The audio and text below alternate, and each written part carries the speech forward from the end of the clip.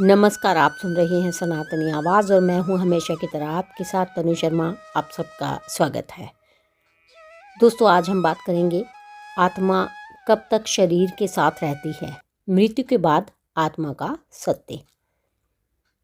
मृत्यु एक ऐसा सत्य जिससे कोई नहीं बच सकता, लेकिन मृत्यु से भी बड़ा प्रश्न ये है, मृत्यु के बाद आत्मा का क्या होता है।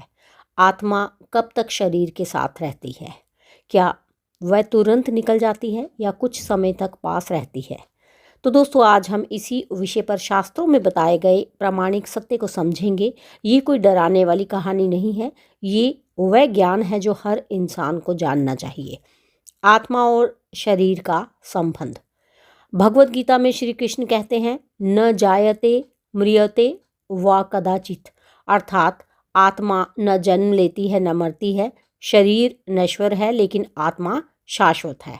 मृत्यु के समय केवल शरीर छूटता है, आत्मा नहीं। मृत्यु के समय आत्मा क्या करती है? गरुड़ पुराण और उपनिषदों के अनुसार जब शरीर अंतिम सांस लेता है तो आत्मा तुरंत दूर नहीं जाती।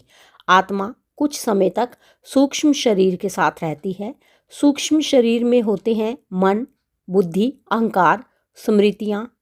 इसी कारण मृत्यु के बाद भी आत्मा को अपने शरीर, अपने घर और अपने प्रियजनों का ज्ञान रहता है। आत्मा शरीर के पास कितने समय रहती है? शास्त्रों के अनुसार आमतौर पर आत्मा 13 दिनों तक स्थूल शरीर और उसके आसपास रहती है। इसी कारण 13 दिन का क्रियाक्रम पिंडदान 13वीं का विधान है। इन क्रियाओं का उद्देश्य है आत्मा को ये बोध कराना कि अब शरीर छूट चुका है और आगे की यात्रा शुरू करनी है। क्यों ज़रूरी है अंतिम संस्कार? गरुड़ पुराण स्पष्ट कहता है, अगर शरीर का विधि पूर्वक अंतिम संस्कार ना हो तो आत्मा मोह में अटकी रह सकती है। मोह किससे? अपने शरीर से, अपने रिश्तों से या अपने अधूरे इच्छाओं से। इसलिए अग्नि संस्कार किया जाता है ताकि आत्मा को शरीर से पूर्ण रूप से अलग होने में सहायता मिले। आत्मा तुरंत नया जन्म क्यों नहीं लेती? ये बहुत महत्वपूर्ण सत्य है। हर आत्मा को तुरंत नया शरीर नहीं मिलता। क्यों? क्योंकि आत्मा को पहले अपने कर्मों का लेखा जोखा भोगना होता है। शास्त्रों के अनुसार कुछ आत्माएं स्वर्ग लोक जाती हैं, कुछ नरक लोक, कुछ पितृलोक में रहती हैं। ये सब निर्भर करता है जीवन में किए गए कर्मों पर। क्या आत्मा अपने प्रियजनों को देख सकती है? शास्त्र कहते हैं आत्मा देख और सुन सकती है लेकिन संवाद नहीं कर सकती।